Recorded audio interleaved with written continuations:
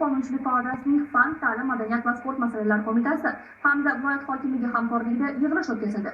Tadbir O'zbekiston Konstitutsiyasining ayrim moddalariga kiritilgan qo'shimcha va o'zgartirishlarning mohiyati va undan kelib chiqadigan vazifalar ijrosiga bag'ishlangan.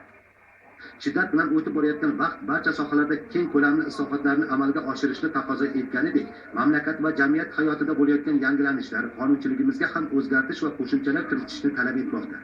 Mamlakatimiz prezidentining parlament palatalarining qo'shma majlisida so'zlagan mamlakatimizda demokratik islohotlarni yanada chuqurlashtirish va fuqarolik jamiyatini rivojlantirish konsepsiyasi nomli ma'ruzasida ilgari surilgan g'oyalarni hayotga tatbiq qilish maqsadida bugungi kunda amaldagi konstitutsiyamizning 78, 80, 93, 96, 98 moddalariga o'zgartish va qo'shimchalar kiritildi. Konstitutsiyamizga kiritilgan o'zgartishlarning asosiy maqsadi avvalambor xalq farovonligini yanada oshirishga, mamlakatimizda demokratik islohotlarni chuqurlashtirishga, fuqarolik jamiyatini yanada rivojlantirishga qaratilgan.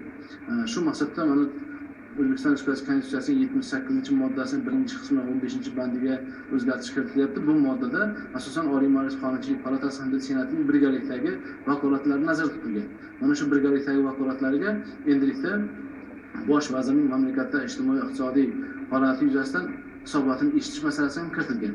Bundan ko'zlangan maqsad avvalambor hukumatning faoliyatini shaffofligini ta'minlashga qaratilgan. Shuningdek, iqtisodiyotning real tarmoqlari uchun malakali kadrlar tayyorlashda talab va taklif mutanosibligining holati, muammo va yechimlar, 9-sinf bitiruvchilarining ta'limning keyingi bosqichlariga qamrab olish muammolari va yechimlari kabi masalalar ham uning ishtirokchilari muhokama markazida bo'ldi. Hasan Xo'jaqulov, Sherali Samadov, Samarqand yoshlar. Bugun